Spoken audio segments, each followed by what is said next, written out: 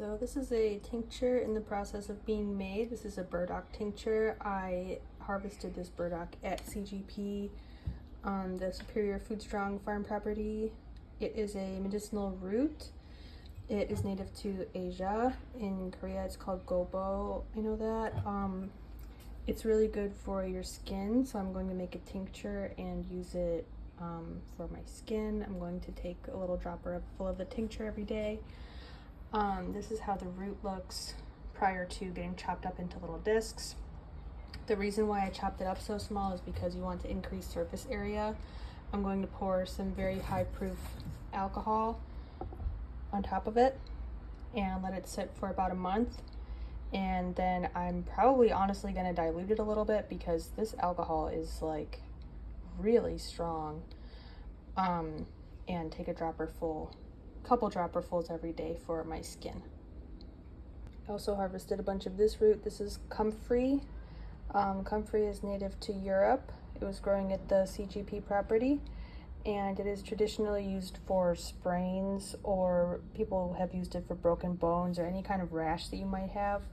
I'm going to make an alcohol extraction of it again and use it topically, not internally, for any kind of sore joints I may get, or if I may end up getting a rash.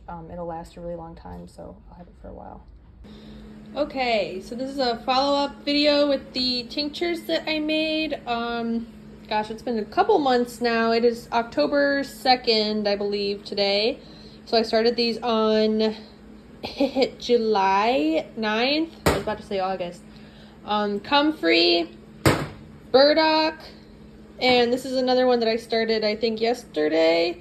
I went and weeded, and I have a bunch of echinacea, growing all over my garden. It's kind of weedy. So this is echinacea tincture, and it's just such a cool green color. I really like the color of that one. So this is both the aerial parts of the plant, so the leaves and the roots as well. I just chopped them up and put them in the alcohol. Same process as the other two herbs. And these are all 3 free medicinal plants that are just growing in the neighborhood and in my yard that I'm now able to use over the winter, over the, upcoming season. So I'm going to strain these out. I use this, which is a Spätzle press. So these are kind of harder to find. It's a German or Central European kind of food that people eat. It's like a dumpling, a little boiled dumpling. You can also use a potato ricer. I've seen people do that. So I'm just going to pour the whole thing, herbs and all, into the basket, press the lid down, and that will extract all of the alcohol from the herbs. You don't want to just pour the alcohol off because there's still medicinal qualities within the herbs that are being soaked in the alcohol. And if you press them really good, you get all of that out. So that is what I'm going to be doing. I just poured the herbs in here.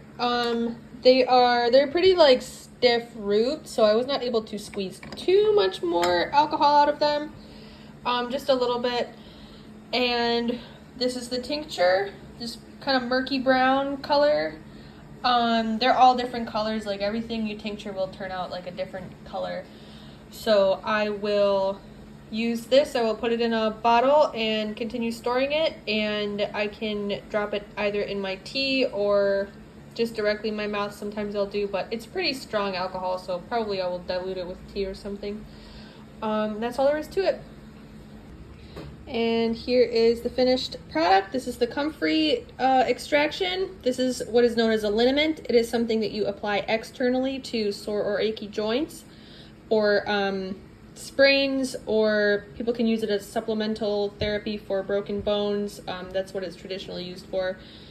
And do not take comfrey tincture orally. It can be damaging to your liver. So this is for external use exclusively.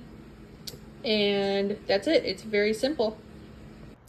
So I hope I was able to demonstrate how easy it is to make your own herbal medicine at home with tinctures. I think that it's a great way to get to know the different herbal medicines that grow around you and get to experience them. It's very inexpensive. If you're going to the store and buying tinctures, like what I just made would have been like $60. That's because it is time intensive, but if you're doing it at home, you really just get the herbs for free. I just dug all those herbs up for free, and that alcohol was, I don't know, $30 for that whole big container of it, and I haven't even used it all yet. So I highly recommend experimenting with tinctures at home. I also think that in the past, people would have been taking more than like just a few dropperfuls full of tinctures when they were using it, but the way that they are priced nowadays, utilizing them in that way is kind of cost prohibitive. So if you're making them at home and you're making them in great quantity, you are able to take like a half of a shot glass full of tincture, which is, I believe, a more appropriate dosage than just a couple dropperfuls. That is how people would have traditionally taken them. They would have taken a bit more than a dropper full of the tinctures. So it's a fun way to get to know plants that are growing around you, to get more accustomed to different herbal medicines and become more self-sufficient. So I hope you get to go out and experiment and experience the different herbal medicines that grow around you, and do lots of learning and reading and have fun.